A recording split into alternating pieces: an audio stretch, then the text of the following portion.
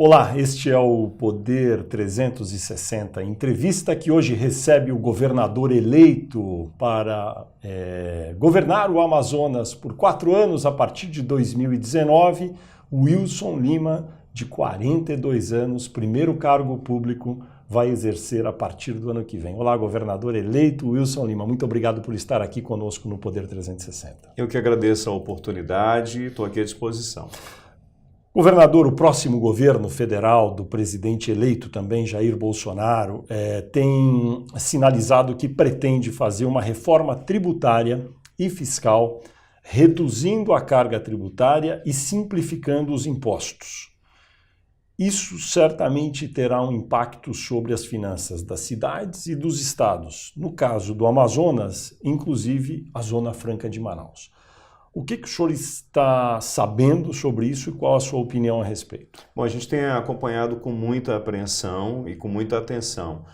Inclusive, os políticos também do Amazonas, o setor produtivo está muito preocupado com essa reforma tributária.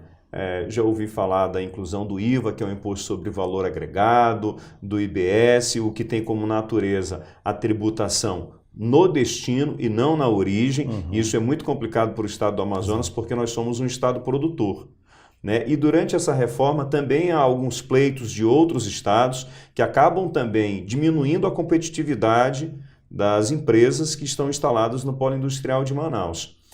E eu tenho conversado com alguns interlocutores do presidente para que a gente possa ter a devida voz e a devida atenção no momento em que se for construir essa reforma tributária. Conversei inclusive com o Eduardo Bolsonaro, filho do Bolsonaro, sobre essa nossa preocupação. Ele demonstrou o apreço que tem pelo estado do Amazonas. O Bolsonaro também, inclusive, já esteve por várias vezes no estado, já citou algumas vezes em entrevista e demonstrou estar disposto a proteger o modelo Zona Franca de Manaus. E o modelo Zona Franca ele é fundamental para o nosso desenvolvimento. Só para se ter ideia, algo em torno de 82% das atividades econômicas estão concentradas nesse modelo, que abrange ali os municípios de Manaus e Presidente Figueiredo e Rio Preto da Eva. Então é um modelo que precisa ser preservado. E claro, para que a gente possa diversificar as atividades econômicas e desenvolver também outras matrizes.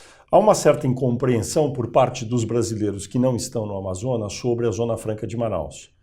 A percepção, muitas vezes, no Sul e no Sudeste, é que é um regime de benefícios que vai existir para sempre e que o Amazonas nunca vai se livrar desse modelo. É isso que acontece ou como o senhor explicaria para quem não entende a Zona Franca?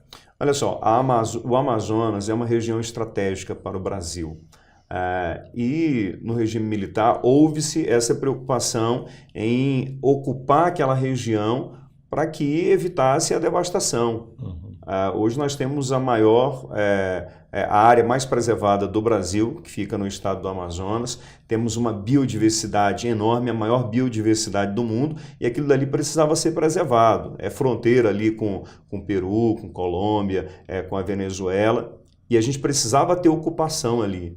Para que tivesse ocupação, eu precisaria colocar a gente lá, mas eu precisaria que houvesse também movimentação, eu precisaria que houvesse uma atividade que fosse economicamente sustentável. Claro. E isso aconteceu quando se implantou a Zona Franca de Manaus, para garantir a geração de emprego e renda para que essas pessoas estivessem lá. Infelizmente, ao longo de muito tempo, por um motivo ou outro, acabou não se desenvolvendo outras atividades econômicas. E ao longo de muito tempo a gente acabou sendo esquecido. Hoje nós estamos, por exemplo, geograficamente isolados do resto do mundo. Só se sai hoje do estado do Amazonas de barco ou de avião, né? E as distâncias são enormes. Hoje nós temos um problema gravíssimo com a BR-319 e a gente não está falando de construir uma estrada. A gente está falando da recuperação de uma estrada que está há muito tempo intrafegável.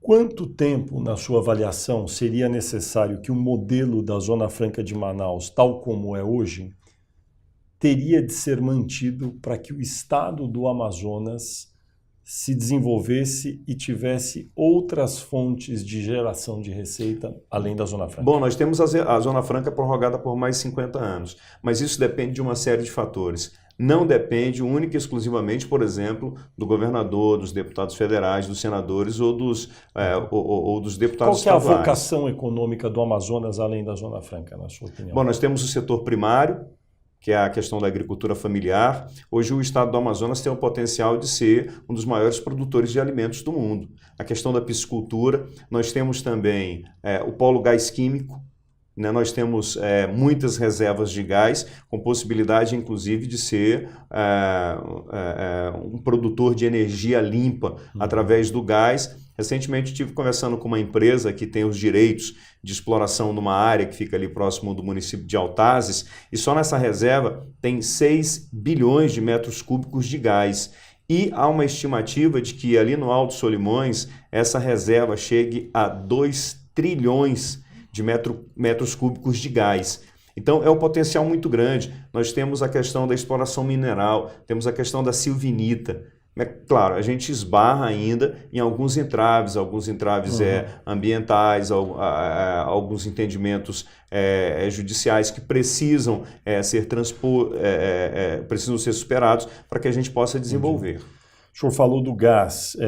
As empresas que exploram o gás natural no estado do Amazonas protocolaram um mandato de segurança na justiça contra o aumento da alíquota do ICMS por parte aí do estado do Amazonas. O senhor concorda com esse aumento, tal como foi feito, ou pretende reverter isso? A gente precisa rever essa situação, porque o que aconteceu? Nós temos hoje a Cigás, que explora o gás lá em Urucu, lá no município de Coari, e temos uma reserva entre os municípios de Altazes e Capiranga, e essa é uma reserva que era da Petrobras e que foi cedida para uma empresa. Né? Essa reserva que eu falei que tem 6 bilhões de metros cúbicos. E aí, quando essa empresa adquiriu essa concessão, ela tinha uma regra, ela tinha um incentivo fiscal.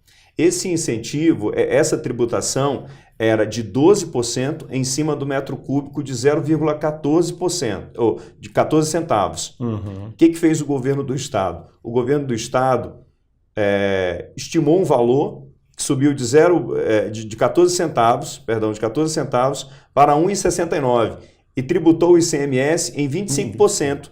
Ou seja, houve um aumento de 900%.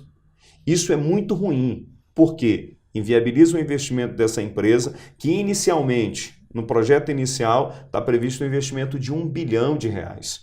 Então, o senhor pretende rever essa decisão? Sim, a gente precisa rever. Em que termos, o senhor já sabe? Pois foi um decreto. Voltaria a ser o que era ou não? A gente precisa estudar para encontrar um meio termo junto com a empresa, saber qual o impacto disso daí no orçamento e entender qual a real motivação do governo do estado quando fez isso, quando aumentou essa tributação em 900%.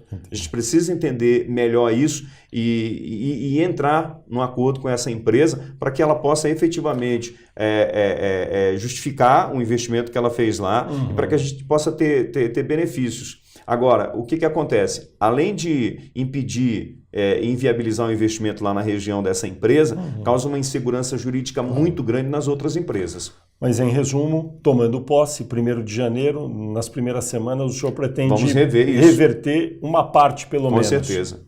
Com certeza. Bem. Eu perguntei para o senhor sobre a vocação econômica do Estado. O senhor citou vários setores da economia, mas não citou um que no exterior sempre é muito mencionado, o turismo. O que é possível fazer para incrementar o turismo no Amazonas, uma região que exerce um fascínio enorme no exterior? Já há algumas atividades de turismo consideráveis no estado do Amazonas. Mas ainda é rudimentar, né? Ainda é pouco. Mas, por exemplo, turismo de pesca. O grande problema é que esses pacotes, eles não são fechados no Amazonas. Eles são fechados no exterior. Então, o turista vem, chega no aeroporto de Manaus, pega uma outra aeronave e aí pega ali um hidroavião e pousa lá em Barcelos, entra no iate, vai pescar e pouco fica para a comunidade. Exatamente. Nós temos também um turismo de convenções, que é mais um turismo doméstico, que é mais um turismo realizado internamente. Como é que se desenvolve essa indústria? Para que a gente possa desenvolver, a gente precisa da infraestrutura mínima. mínima no interior para poder receber esse turista. No interior, por exemplo, nós não temos internet. Nós não temos internet. Como é que eu vou trazer um turista lá para um município de São Gabriel da Cachoeira, por exemplo, onde não se tem internet, onde não se tem saneamento básico, onde às vezes a energia elétrica é fornecida lá, mas muito precariamente. Então eu preciso trabalhar nessa infraestrutura básica para poder receber esses turistas. Eu tenho um produto, na verdade eu tenho um potencial, mas eu preciso transformar isso em produto. Isso ainda não está transformado. O senhor tem algum plano para isso, uma estimativa de valor que precisa ser investido para desenvolver essa infraestrutura e atrair mais turistas? Pois é, para eu atrair turista, para eu trazer gente para minha casa, primeiro eu tenho que arrumá-la, primeiro eu tenho que prepará-la. E isso não acontece do dia para a noite, isso é a longo prazo, porque no Amazonas, é claro que quem passou por aí teve seus erros, teve seus acertos, mas muita coisa precisa ser feita no estado do Amazonas e muita coisa básica, como pavimentação de ruas no interior, esgotamento sanitário, lixo. O lixo é um problema gravíssimo no estado do Amazonas, que precisa ser resolvido, energia elétrica, recuperação de ramais vicinais, e isso daí leva algum tempo. Entendi. E claro, atrair também os investidores internacionais, operadores internacionais, que são pessoas que têm o know-how necessário para receber esse turista. E claro, preparar nossa mão de obra. Nossa mão de obra tem que estar qualificada para receber esse pessoal. Na cabeça das pessoas, quando a gente fala Amazonas, lembra-se meio ambiente. O presidente Jair Bolsonaro ainda não decidiu, deu declarações já ambíguas em todos os sentidos, mas há uma hipótese ainda da fusão do Ministério do Meio Ambiente com o da Agricultura. Ou não se sabe ainda.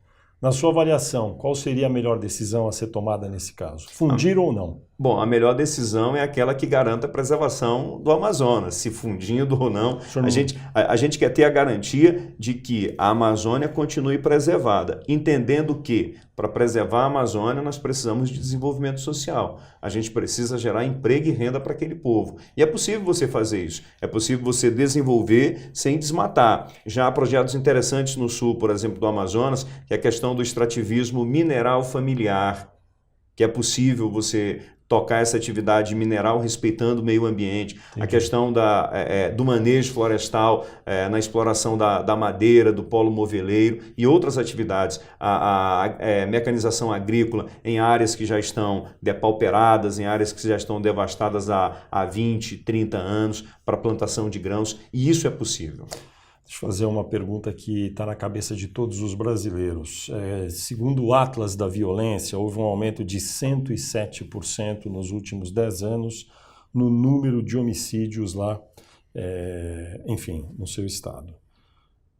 O senhor apoia as ideias já vocalizadas pelo presidente Jair Bolsonaro, como, por exemplo, flexibilizar o porte de armas e entre outras? Olha só, o nosso problema no Amazonas é o tráfico de drogas. Nós estamos ali numa região de fronteira, né, com Peru e Colômbia, que são os dois grandes produtores de droga. Nós temos uma extensão muito grande de floresta por um quantitativo muito pequeno, por um efetivo muito pequeno de exército, de polícia federal, civil e militar para fazer a guarnição ali das nossas fronteiras.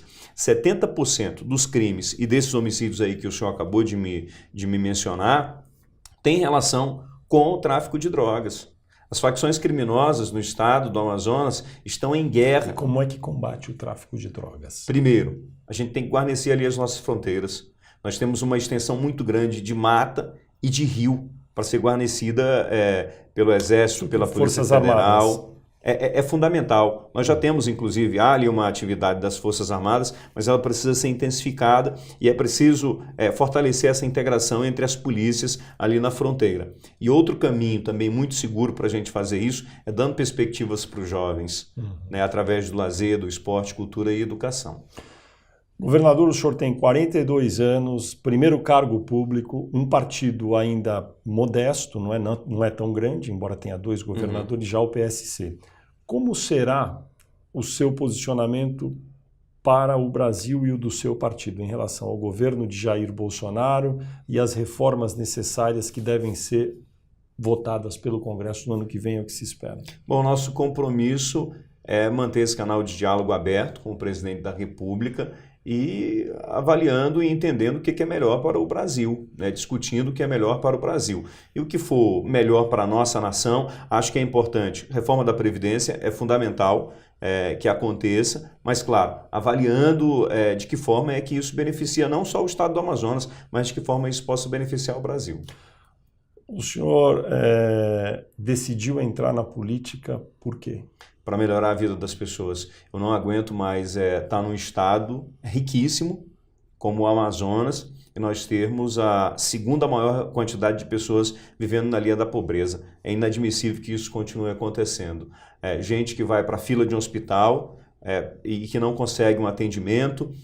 No estado do Amazonas, nós temos atendimento de alta e média complexidade só na capital, e você vai lá para o CISREG, que é o Sistema de Regulação e Marcação de Consulta, e aí às vezes você passa 2 anos para conseguir uma cirurgia de joelho, uma cirurgia de braço, e eu acompanhei isso muito de perto ao longo dos últimos 12 anos.